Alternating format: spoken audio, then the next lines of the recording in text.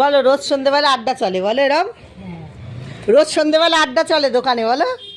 আরে সাবাস, ফাঁক পেলেই প্রতিদিন বিকেল বেলায়, মানে আমাদের আড্ডাখানাটা ভালোই হয়েছে বলো।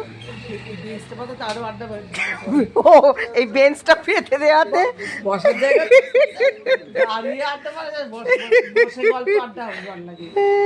এখন ভালোই জমে গেছে দোকানে, আমাদের জিনিসপত্র কেনাকাটা হয় দিদির দোকানে, আবার কি হয় প্রচুর পরিমাণ আড্ডা মারাও হয়। দেখাচ্ছে এগুলো কাউকে না। আবার এই সামনে ফুচকাওয়ালাও আছে, ইচ্ছে করলে মনে দু পেগ মেরে দিতে পারো ফুচকা, সামনেই ফুচকা বসে আছে, পাশেই আবার চায়ের দোকান আছে। কালকে হঠাৎ লোডশেডিং হলো কখন মনে নেই।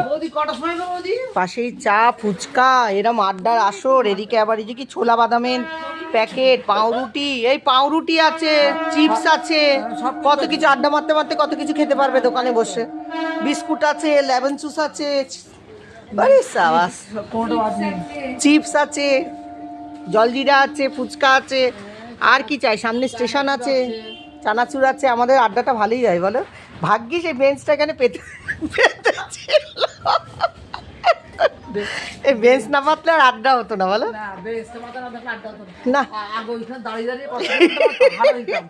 আমিও তো তাই। তখন ভেতরে ছিল তো, তুমি বাড়ির থেকে বেরোলেই তোমাকে সবাই আদর করে, কোথায় গেল আন্টি, কোথায় গেল।